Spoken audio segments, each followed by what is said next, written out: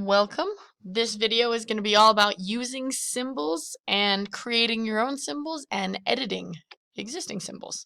So this is kind of messing around with it to give you an idea, and I'll just create a new document. So first of all, the symbols panel is this one right here. You can also find it in the window menu under symbols. And you've got your just generic symbols that if you click and you drag out, and then of course you can resize, holding shift while you resize them will keep them proportional. And then you have this little stack of books, the symbol libraries, where you can find, other ones that exist. Just click on it and it brings out, the different things. So just lots of different symbols which can be useful for a lot of different things. So if you copy a symbol or drag out the exact same type of symbol, same instance, and then I can choose to edit the symbol over here in your properties. Remember, if you don't see properties, that's also always found in the Windows menu. So if I choose edit symbol, it tells me that, any edits that I'm going to make are going to apply to all instances. So if you don't mind that, you say OK.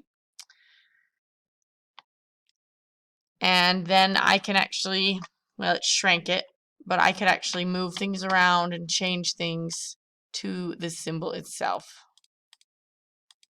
Using the, direct selection tool, you have to click on it once, and I can actually kind of resize and, make this look different.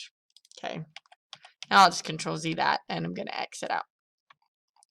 So now maybe instead of just modifying this symbol, I want to just change the colors. So that's where it's got this thing that's called Recolor, and it brings up all of these. And a few ways that I can do it. I can modify it down here just using these slider bars, or you can just double click here and it's going to bring up the color picker. It tends to do kind of the main color first. So let's say I wanted to make this more like a sapphire.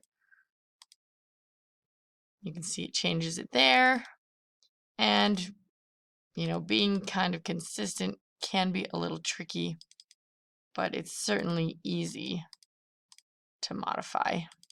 So you just go through and pick your colors.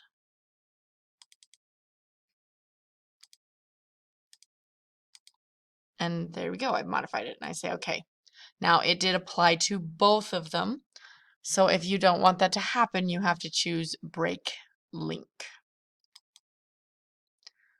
So now that I've broken the link,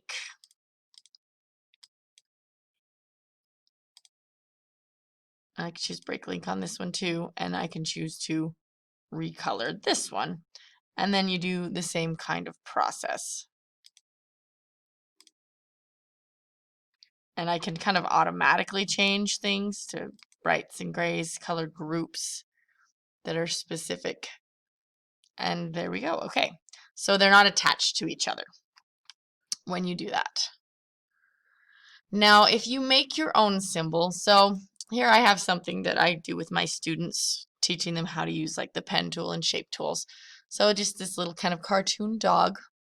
So if I just select him and copy him, and I'll go bring him into this page.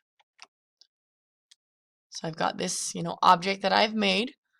Make sure he's all selected. I'll switch to the main selection tool, or V, on your keyboard.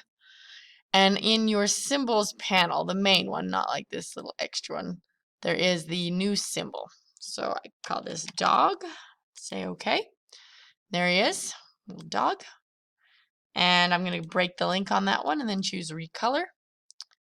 And then I can just go ahead and make my dog, maybe a gray dog instead of, oh, that had to do with the stroke. So actually, I'll make that black. Then I can go through and change my dog's colors, and you can see how it all takes effect. Okay, that's the basic for symbols. Remember, you've got your options up here as well to duplicate and do all that thing, but mainly everything that I would work with is here. You can also see that save as a symbol is an option here. So since I broke the link to this dog, I now have this one as a new one. He's not a symbol. So if I save him as a symbol, I could say, you know, dog gray, and then now I've got both of them. All right, and that's it for symbols.